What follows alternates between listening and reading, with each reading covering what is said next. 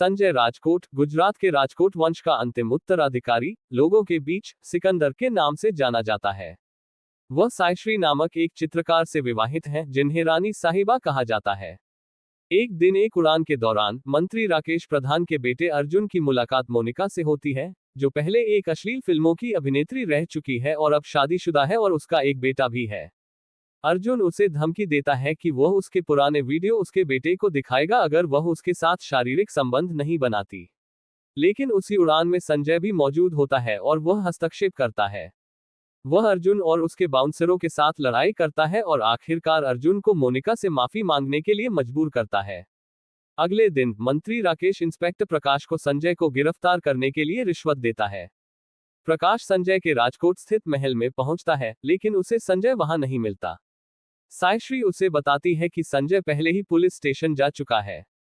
जब प्रकाश वहां पहुंचता है तो वह संजय को अपने वरिष्ठ अधिकारियों के साथ पाता है, जो उसे संजय को छोड़ने का आदेश देते हैं।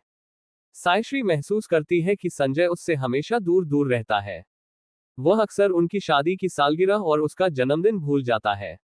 एक दिन वह जानती है कि वह गर्भवती है और यह खबर संजय को बताने की कोशिश करती है। लेकिन उसी समय संजय को खबर मिलती है कि उसकी खदान के मैनेजर ने 40 किलो विस्फोटक बेच दिए हैं, जिनका प्रयोग किसी साइट पर धमाके के लिए किया जा सकता है। वह तुरंत वहां पहुंचता है। सायश्री भी उसका पीछा करती है, लेकिन वहां एक विस्फोट में गंभीर रूप से घायल हो जाती है और अस्पताल में उसकी मृत्यु हो जाती है, इससे पहले कि वह संजय को गर्भावस्था की खबर दे सके। अपनी मृत्यु से पहले उसने अपने अंगदान का फॉर्म भरा था और उसके फेफड़े, आंखें और दिल मुंबई के मरीजों को दान किए जाते हैं। जब संजय को ये पता चलता है तो वह अंग प्राप्तकर्ताओं को खोजने के लिए मुंबई जाता है। वहां उससे पता चलता है कि उसके फेफड़े धारावी के एक अनाथ बच्चे कमर को, आंखें वैदेही रंगा को और दिल निशा को दिए गए हैं। संजय पहले कमर से मिलता है और जानता है कि वह क्षेत्र की भयंकर प्रदूषण के कारण फेफड़े की बीमारी से पीड़ित है। यह प्रदूषण विराट बख्शी नामक व्यवसाय के कारण है, जिसने मॉल बनाने के लिए जमीन खरीदी है और बाकी लोगों को भगाने के लिए अपनी जमीन पर कचरा फेंक रहा है। इसके बाद संजय वैदेही से मिलता है, जो अपने पति, सास ससुर के साथ रहती है और बड़ा दुकान चलाती है, लेकिन उसके ससुर के रूढ़िवादी विचारों के कारण उसका काम बंद हो गया है, क्योंकि वे मानते हैं कि महिलाओं को काम नहीं करना चाहिए। फिर वह निशा से मिलता है, जो अस्पताल में है क्योंकि उसके दिल की हालत फिर से खराब हो गई है। संजय दुबई से डॉक्टर की मदद वीडियो कॉल के जरिए करवाता है और उसकी जान बचती है। वह जानता है कि निशा का दिल बचपन से ही कमजोर था और उसका हाल तब और बिगड़ा जब उसके पूर्व प्रेमी कपिल ने उसे यह कहकर छोड़ दिया कि वह शादी कर रहा है। संजय जाकर कपिल को उसके व्यवहार के लिए पीटता है।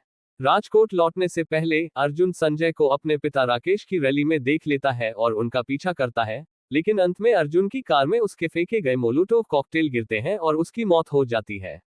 मुंबई छोड़ते समय संजय को राकेश का फोन आता है, जो कहता है कि वह तीनों अंग प्राप्तकर्ताओं को मार डालेगा। संजय उसे चुनौती देता है कि वह उनकी रक्षा करेगा और मुंबई में रुकता है। संजय धीरे धीरे तीनों अंग प्राप्तकर्ताओं की मदद करता है और मुंबई को एक बेहतर स्थान बना देता है। कमर और अन्य बच्चे शांतिपूर्वक रहने लगते हैं, वैदेही को काम करने की अनुमति मिलती है और निशा अपने परिवार के साथ खुश रहती है। लेकिन फिर राकेश संजय को एक आतंकवादी हमले में फंसा देता है, जिससे अंग प्राप्तकर्ताओं का संजय पर भरोसा कम हो जाता है। परंतु संजय के दोस्त सच्चाई सामने लाकर सब साफ कर देते हैं।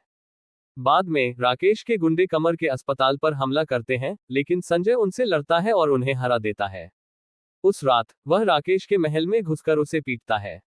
अंत में संजय पुलिस के सामने आत्मसमर्पण करता है, लेकिन पूरा मुंबई उसकी गिरफ्तारी के खिलाफ प्रदर्शन करता है और उसे रिहा कर दिया जाता है।